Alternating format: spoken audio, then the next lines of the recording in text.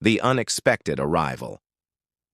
The helicopter blades whipped furiously against the thickening snowfall as Vikram Malhotra glared at the pilot. "What do you mean we have to land? I have a meeting in Delhi in 3 hours." "I'm sorry, sir," the pilot's voice crackled through the headset. "The storm's intensifying. Weather Service says it's covering the entire mountain range. We need to set down somewhere safe until it passes." Vikram pinched the bridge of his nose, the familiar tension headache building. At 38, he'd built Horizon Technologies into India's fastest-growing software company. He didn't have time for weather delays. "Fine. How long?" "Could be overnight, sir. Maybe longer." The small village of Shimla appeared through the swirling snow, its lights dim against the white backdrop. Minutes later, they touched down in a clearing at the edge of town. Vikram's assistant had already called ahead, but the news wasn't good. "The town has exactly one small hotel and it's fully booked for some local festival," she reported. "I've called everyone I can think of. There's nothing available within 50 kilometers and the roads are becoming impassable." Vikram pulled his cashmere coat tighter as he stepped onto the snow-covered ground. "Figure something out, Priya. I'm not sleeping in this helicopter." The village looked like something from another century. Stone buildings with wooden shutters, narrow lanes, and not a luxury car in sight. Vikram trudged toward what appeared to be the main street, his Italian leather shoes already soaked through.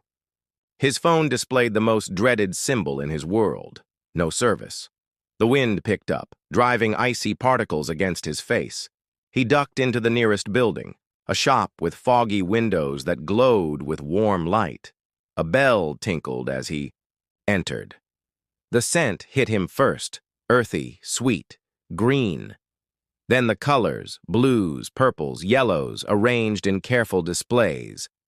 He'd stumbled into a flower shop, its walls lined with botanical illustrations and shelves of potted plants. "Hello?" he called, shaking snow from his coat. A woman emerged from the back room, wiping her hands on a cloth. She wore a simple blue kurta and had her hair pulled back in a loose braid. A pencil was tucked behind her ear. "You're not dressed for this weather," she observed, her voice melodic but matter-of-fact. "I wasn't planning on being here at all," Vikram replied curtly. "No one plans to be caught in a storm." She smiled. "I'm Aditi Sharma. Welcome to Wildflower Designs." "Vikram Malhotra. My helicopter had to make an emergency landing. I need a place to stay, and apparently your town has no vacancies." Aditi studied him for a moment, taking in his bespoke suit and the impatience etched on his face. "The Spring Blessing Festival brings visitors every year. Bad timing for an emergency. Do you know anywhere I could stay? Money is no object." He pulled out his wallet, a gesture that had opened doors throughout his life. Aditi's expression didn't change. "Your money won't help much here. The roads are already closing." Vikram felt a flash of irritation. Didn't she know who he was? But of course, in this remote village, perhaps she didn't. She sighed, then seemed to make a decision. "I have a small guest cottage behind my shop. It's nothing fancy, just a bedroom, bathroom, and sitting area. But it's warm and dry." Relief washed over him. "I'll take it. Name your price." "I don't need your money, Mr. Malhotra, but I could use help bringing in the firewood before the snow gets worse." Her eyes held a quiet challenge. Vikram stared at her, momentarily speechless. When was the last time someone had asked him to perform manual labor? The shop door opened, letting in a gust of frigid air and the pilot. "Sir, the helicopter's secure, but we won't be flying anywhere until this storm passes. Could be 2 days, maybe more." 2 days in this nowhere village? Vikram's jaw tightened, but as another blast of wind rattled the windows, he realized he had no choice. "Show me where this firewood is," he said to Aditi, surrendering to the storm and whatever else awaited him in this unexpected detour from his carefully planned life. Worlds apart, Vikram awoke to unfamiliar silence. No traffic noise, no email notifications, no assistant knocking with his morning schedule, just the soft patter of snow against windows and distant birdsong. The cottage was small but surprisingly comfortable, with hand-woven rugs, wooden furniture, and walls lined with books. He reached instinctively for his phone. Still no service. His watch read 7:30 a.m. In Delhi, he'd already have had 2 meetings by now. Here, he was effectively invisible to the world. After a quick shower, he dressed in yesterday's clothes and ventured outside. The snowfall had eased, but drifts piled high around the cottage. A narrow path had been cleared to the main shop. Inside Wildflower Designs, Aditi was arranging fresh flowers at a large wooden workbench. Morning light streamed through the windows, catching in her hair and illuminating the colorful petals beneath. Her hands! "There's coffee and breakfast in the kitchen," she said without looking up. "Help yourself." The kitchen was a small alcove off the main shop. Vikram found a thermos of coffee, fresh bread, homemade jam, and fruits arranged on a tray. He poured himself coffee in a handmade ceramic mug. "Do you have Wi-Fi?" he asked, returning to the main room. Aditi glanced up from her work. "No. The storm took down the village's internet connection. The technician can't get here until the road's clear." Vikram felt panic rising. "I need to contact my office. I have a product launch in 4 days. The landline at the post office might be working. It's about a 10-minute walk from here." "In this snow?" He looked incredulously at the white world outside. "I have extra boots by the door, and a coat that might fit you." 30 minutes later, Vikram stood in the tiny village post office, gripping the receiver of an ancient telephone. He'd managed to reach his assistant, who assured him the launch preparations were continuing without him. "What do you mean you rescheduled my meeting with the Japanese investors?" Vikram demanded, his knuckles white around the phone. "You can't make it back in time, sir," Priya explained patiently. "The meteorological department says the storm system will continue for at least another 48 hours. Vikram ended the call feeling untethered. 2 more days in this village. 2 more days of falling behind while his competitors moved forward. When he returned to the shop, stomping snow from borrowed boots, Aditi was with a customer, an elderly man who seemed more interested in conversation than flowers. "These will brighten Mira's spirits," the old man said, accepting a bouquet of yellow blooms. 60 years we've been married, and she still loves chrysanthemums like the day we met." "Tell her I'll visit when the snow clears," Aditi replied, warmly. "I've dried those herbs she wanted for her arthritis." After the man left, Vikram couldn't help commenting, "You know everyone's business in this town, don't you?" Aditi looked at him curiously. "I know their stories. There's a difference." She returned to her workbench, where she was creating detailed botanical illustrations with watercolors and fine brushes. "What are those for?" Vikram asked, unable to contain his curiosity despite his foul mood. "I'm compiling a book of Himalayan flora, traditional and medicinal uses, ecological roles, local folklore." She showed him a completed page. Exquisite. Renderings of a small purple flower with detailed notes in elegant handwriting. "You're an artist." He was genuinely impressed. Among other things, she smiled. "What about you? What do you do when you're not shouting into telephones?" Her directness caught him off guard. "I build things. Software systems that help businesses operate more efficiently." "And does your business operate efficiently without you for a few days?" The question stung. "Of course, I've built a strong team." "Then perhaps this storm is an opportunity rather than an obstacle." She handed him a stack of books. "Since you're stuck here, make yourself useful. These need to be returned to the lending library next door." Before he could protest, she added, "And when you come back, I'll need help repotting some seedlings. The Spring Festival Committee is counting on those displays." Vikram found himself speechless for the second time in Aditi's presence. No one gave him assignments. He employed over 5,000 people. Yet an hour later, his sleeves rolled up and hands deep in potting soil, Vikram found himself explaining Horizon Technologies' latest project to Aditi as she taught him how to transfer delicate seedlings without damaging their roots. "So your software tracks supply chains in real time?" she asked, demonstrating the proper technique. "Yes, but it also predicts potential disruptions before they happen. It's revolutionizing inventory management for multinational companies."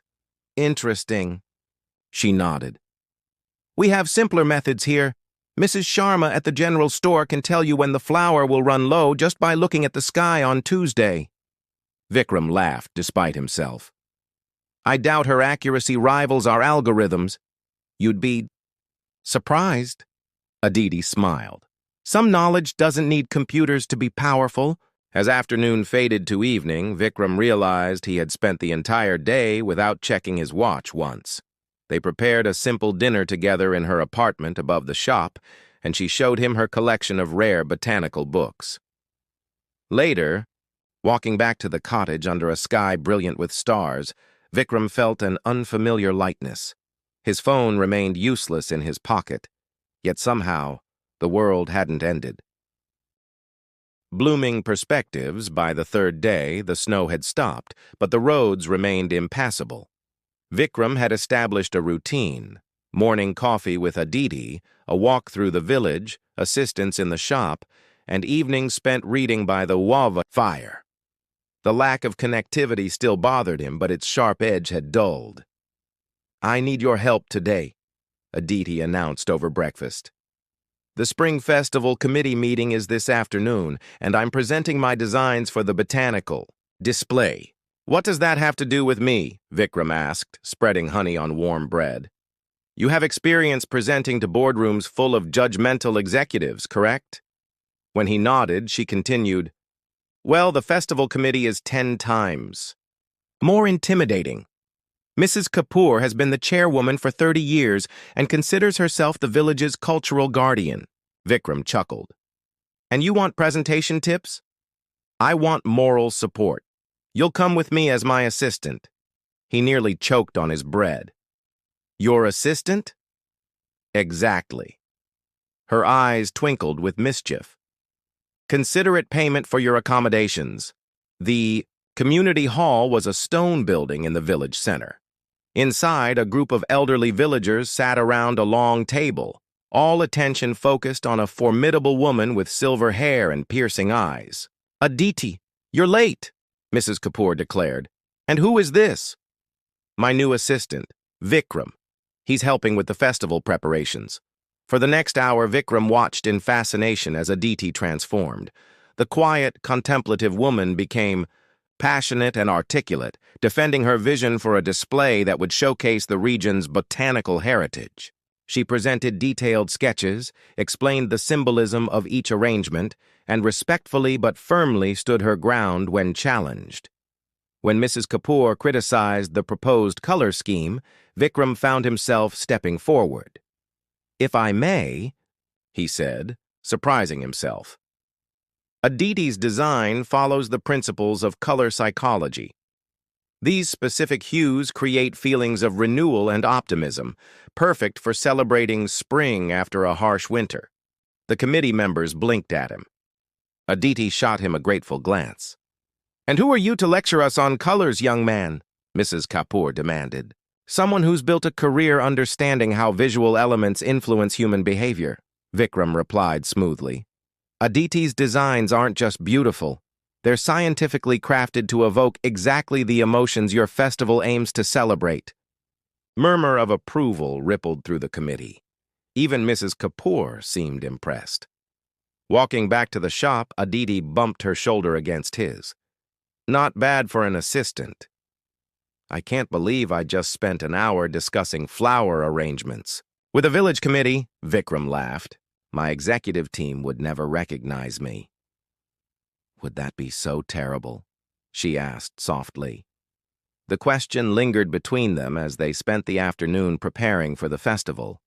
With Vikram's help, Aditi transformed the shop into a production center organizing volunteers who arrived with baskets, ribbons, and additional flowers.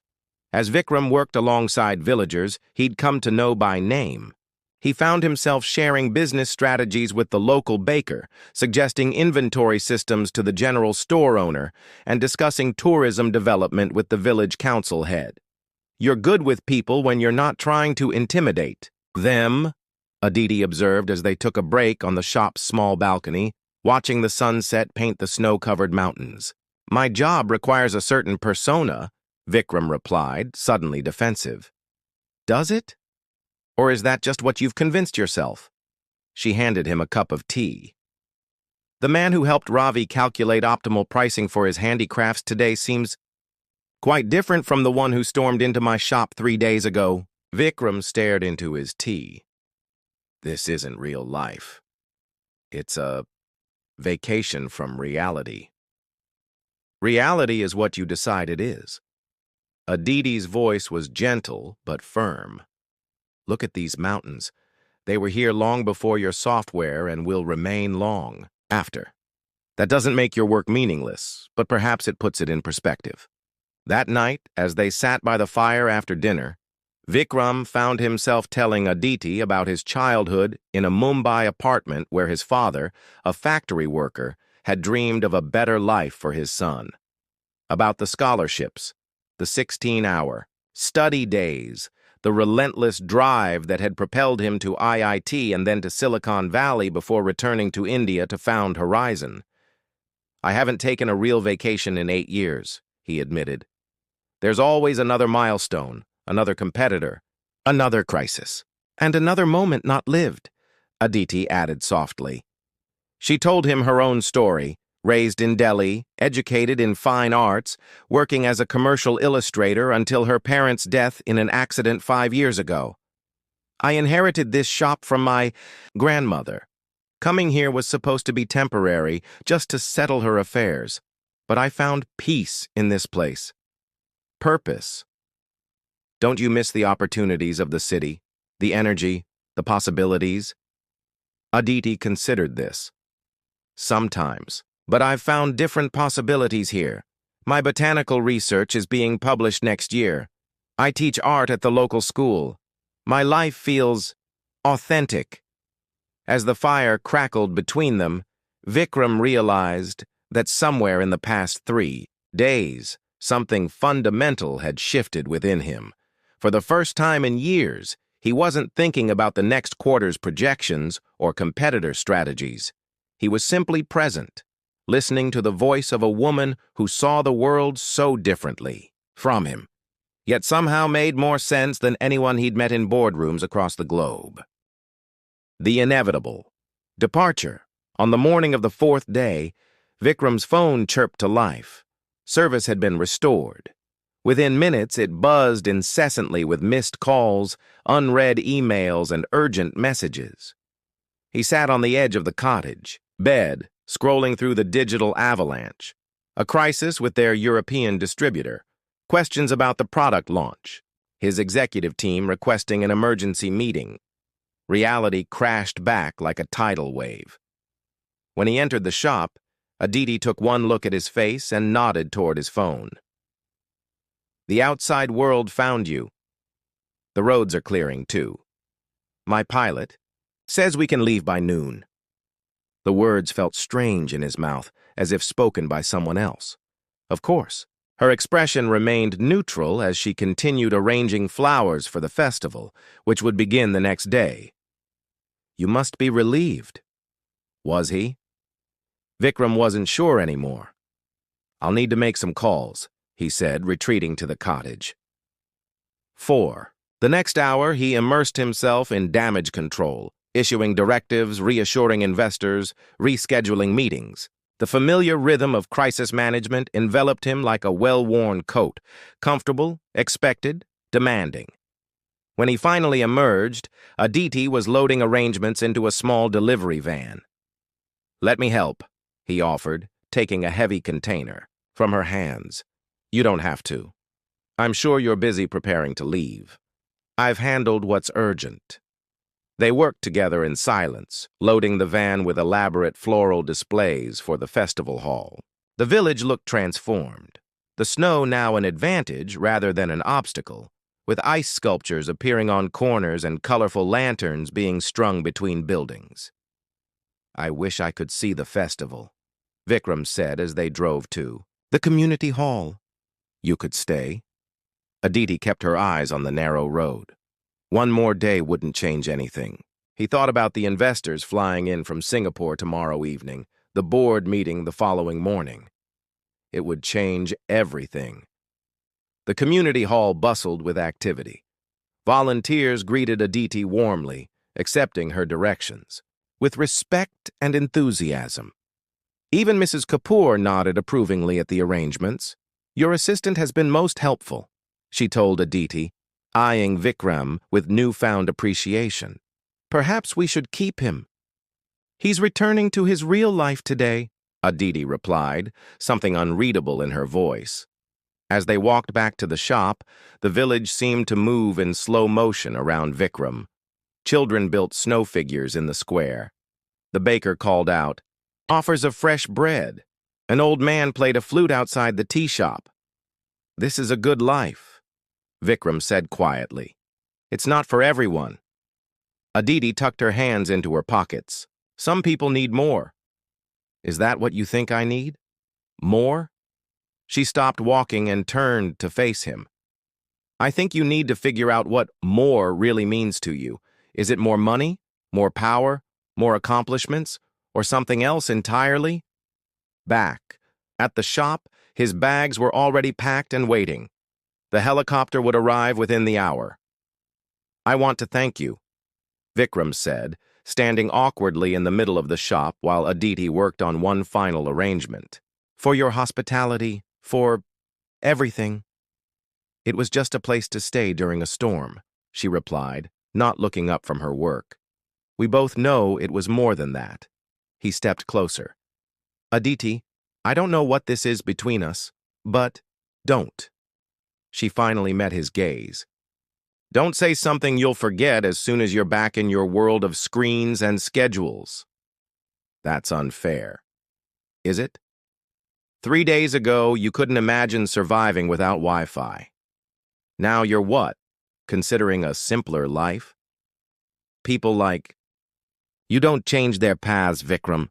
They just take interesting detours before returning to the highway." Her words stung because they contained a kernel of truth. Could he really walk away from everything he'd built? From the responsibilities to his employees, investors, family? The distant sound of helicopter blades interrupted his thoughts.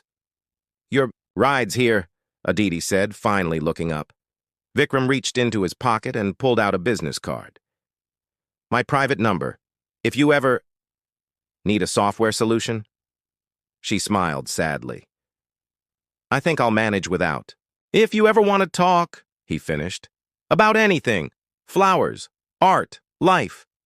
The helicopter landed in the same clearing where his journey had begun. As Vikram walked toward it, he turned back once.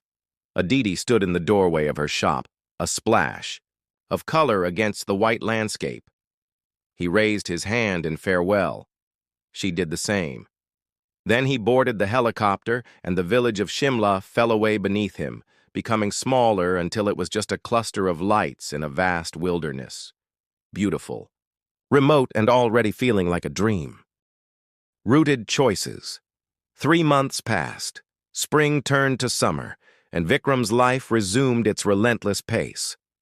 The product launch had been successful. The European distribution crisis resolved. Horizon Technologies had acquired 2 smaller companies and opened a new office in Bangalore. Yet, something had changed. Vikram found himself creating space in his previously packed schedule. 10 minutes to watch the sunrise from his penthouse balcony, an hour to walk through a nearby park rather than take calls in the car. Evening time. To read, not business reports, but poetry and philosophy pulled from a growing collection. His executive team noticed the difference. "You seem more present," his COO remarked, after Vikram suggested they all take a weekend to think about their 5-year vision for the company. instead of pushing forward with immediate expansion. On his desk sat a small potted plant, a cutting from one of Aditi's specimens that he'd impulsively slipped into his bag before leaving. Against all odds, it had thrived in his climate-controlled office. He had not called her. She had not called him. The business card he'd left remained unused, at least for its intended purpose. But Vikram had found himself researching her work, ordering a copy of her forthcoming book on Himalayan flora, even donating anonymously to the Shimla Village Development Fund.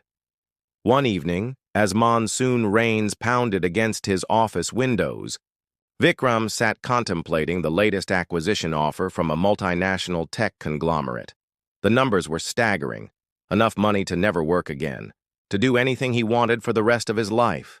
His phone rang, his sister calling from Mumbai. "Have you decided?" she asked without preamble. "About the offer?" "Not yet."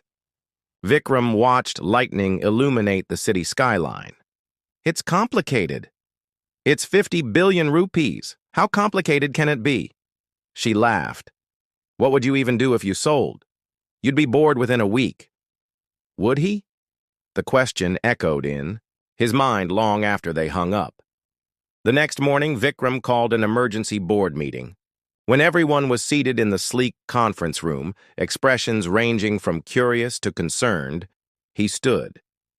"For the past 8 years, I've led this company with a singular vision: growth at all costs. We've succeeded beyond what anyone thought possible." He looked around at the faces watching him. "But I've been reconsidering what success really means." Murmurs rippled through the room. "I'm not accepting the acquisition offer," he continued. "Instead, I'm proposing a restructuring. I'll step back from day-to-day operations to become executive chairman. Priya will become CEO. She's more than ready."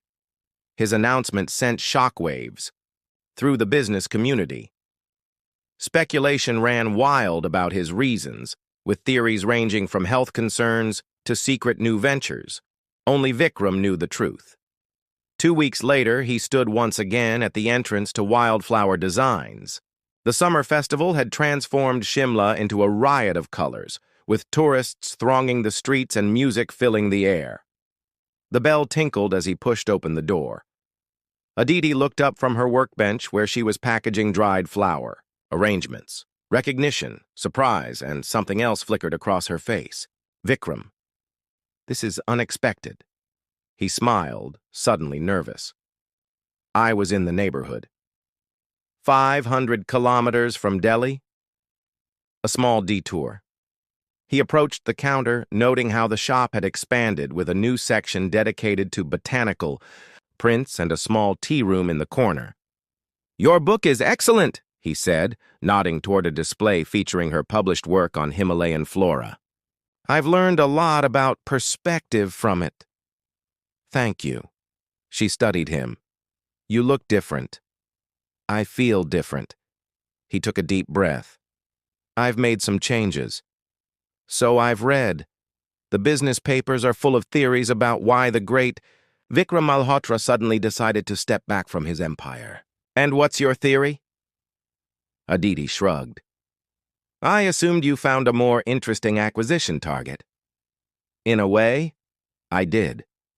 He held her gaze. "I acquired perspective, clarity about what matters." A customer entered, breaking the moment. Aditi helped. The woman select flowers for a celebration, her movements graceful and assured. Vikram waited patiently, observing how naturally she connected with people, how present she remained. When they were alone again, he asked, "Do you have time for a walk? There's something I'd like to show you." Curiosity won over caution, and Aditi closed the shop early. They walked through the village, now familiar to Vikram in ways he couldn't have imagined during that snowstorm. He led her to a small cottage on the outskirts of town, freshly painted, with a garden started and a small studio built onto one side. "What is this?" Aditi asked, confusion evident in her voice. "My new part-time home. Vikram replied. I'll still need to be in Delhi regularly, but I've restructured my role to allow for balance. You bought a house in Shimla? Disbelief colored her words. I bought a chance, he corrected gently, to explore what my life could be like with more than just work at its center, to see if what I felt 3 months ago was real or just the product of a storm's isolation. He showed her the studio, designed with northern light perfect for botanical illustration. The garden, researched to support local pollinators. The office, small but connected to high-speed internet installed at his expense for the entire village. You did all this without knowing if you'd want me here, Vikram finished. Yes, because even if you don't, I discovered something important in this village. Something worth pursuing regardless. And what was that? Her voice was barely audible. That success isn't measured in acquisitions or market share. It's measured in moments fully lived. He reached for her hand, relieved when she didn't pull away. I'm not asking you to change your life. I'm asking for the chance to become part of it, on whatever terms make sense. Aditi was quiet for a long moment, looking around at the cottage, then back at him. The festival committee will be suspicious of your motives, she finally said, a smile tugging at her lips. I'll win them over. I have experience with demanding boardrooms, remember?